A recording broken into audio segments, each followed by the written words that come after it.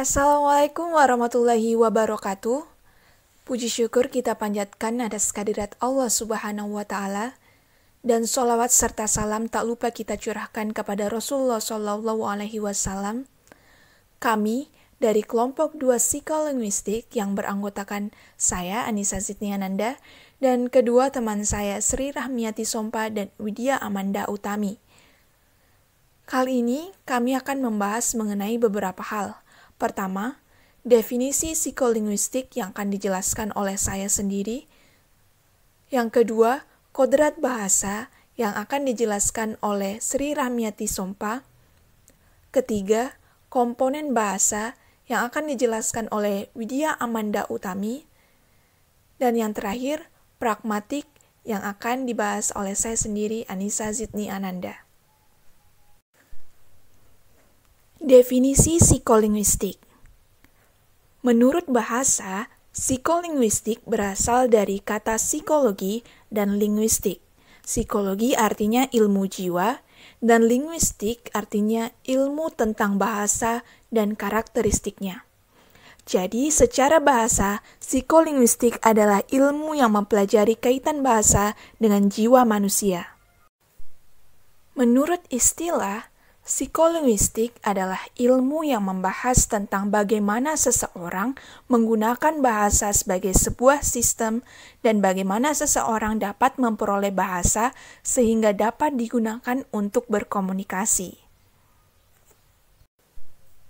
Secara lebih terperinci, Abdul Khair menjelaskan bahwa psikolinguistik merupakan ilmu yang mencoba menerangkan hakikat struktur bahasa dan bagaimana struktur itu diperoleh, digunakan pada waktu bertutur, dan pada waktu memahami kalimat-kalimat dalam penuturan itu. Selanjutnya adalah kodrat bahasa. Secara universal dalam pemerolehan bahasa, seorang anak berkaitan erat dengan konsep universal. Sejauh mana konsep universal itu memengaruhi pemerolehan, tergantung pada sifat kodrati komponen bahasa. Yang pertama, universal pada komponen fonologi. Jacobson mengajukan Law of Irreversible Solidarity yang isinya sebagai berikut. Yang pertama, apabila suatu bahasa memiliki konsonan hambat velar, bahasa tersebut pasti memiliki konsonan hambat dental dan bilabial. Yang kedua, apabila suatu bahasa memiliki konsonan frikatif, bahasa tersebut pasti memiliki konsonan hambat. Yang ketiga, apabila suatu bahasa memiliki konsonan afrikatif, bahasa tadi pasti memiliki konsonan frikatif dan konsonan hambat. Yang kedua, universal pada komponen sintaktik dan semantik. Komponen sintaktik dan semantik mempunyai derajat keuniversalan yang lebih rendah. Yang pertama, rerata panjang ujaran. Cara menghitungnya adalah ambil sampel sebanyak 100 ujaran, hitung jumlah morfemnya, dan bagilah jumlah morfem itu dengan jumlah ujaran. Yang kedua, bahasa ibu versus bahasa sang ibu. Bahasa ibu adalah bahasa pertama yang dikuasai atau diperoleh anak. Misalnya, ada anak Indonesia lahir dan dibesarkan di London, dan dari kecil menggunakan bahasa Inggris, maka bahasa Inggris adalah bahasa ibunya. Sedangkan, bahasa sang ibu adalah bahasa yang dipakai oleh orang dewasa pada waktu berbicara dengan anak yang sedang dalam proses memperoleh bahasa ibunya. Yang ketiga, komprehensi dan produksi. Baik anak maupun dewasa mempunyai dua tingkatan kemampuan yang berbeda dalam berbahasa. Pada orang dewasa, jumlah kosakata yang dipakai secara aktif adalah lebih rendah daripada kata-kata yang dapat dimengerti. Yang keempat, proses pemerolehan bahasa, dimanapun juga anak memperoleh bahasa ibunya dengan strategi yang sama.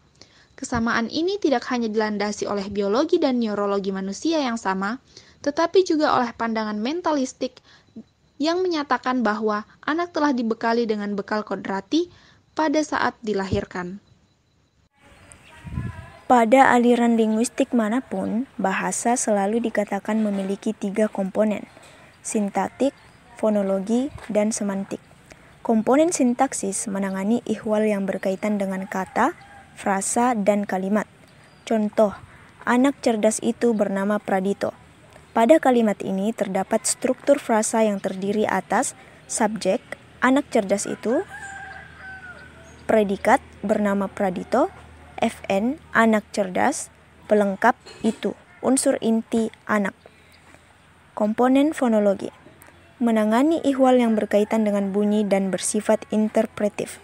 Bunyi merupakan simbol lisan yang digunakan oleh manusia untuk menyampaikan apapun yang ingin disampaikan. Contoh, pada kata menghukum. Kata ini terdiri dari prefiks men dan kata dasar hukum. Komponen fonologi tersebut akan melihat apakah campuran men dengan hukum tersebut sesuai dengan aturan fonotatik bahasa. Komponen semantik membahas ihwal makna. Dalam komponen ini, kata tidak hanya diberi makna seperti yang terdapat pada kebanyakan kamus, tetapi juga diberi rincian makna yang disebut fitur semantik. Contoh, pada kata mengawini yang memiliki fitur semantik plus V dan plus transitif. Selanjutnya, pragmatik. Pragmatik adalah ilmu bahasa yang mempelajari tentang penggunaan bahasa manusia yang pemaknaannya ditentukan oleh konteks yang melatar belakangi bahasa itu. Konteks itu dapat bersifat sosial maupun sosietal. Konteks sosial adalah konteks yang timbul akibat munculnya interaksi antar anggota masyarakat dalam suatu masyarakat sosial dan budaya tertentu. Sedangkan konteks sosietal adalah konteks yang didasarkan pada kedudukan anggota masyarakat dalam institusi-institusi sosial yang ada di dalam masyarakat sosial dan budaya tertentu.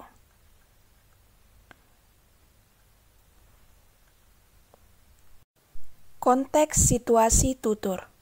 Konteks yang dimaksud adalah segala latar belakang pengetahuan yang dimiliki bersama oleh penutur dan mitra tutur serta yang menyertai dan mewadahi sebuah pertuturan. Secara singkat, konteks situasi tutur mencakup aspek-aspek berikut. Yang pertama, penutur dan lawan tutur. Kedua, konteks tuturan. Ketiga, tujuan tuturan. Keempat, tuturan sebagai bentuk tindakan atau aktivitas. Dan yang kelima, tuturan sebagai produk tindak verbal. Sekian pembahasan kali ini. Semoga bermanfaat. Terima kasih.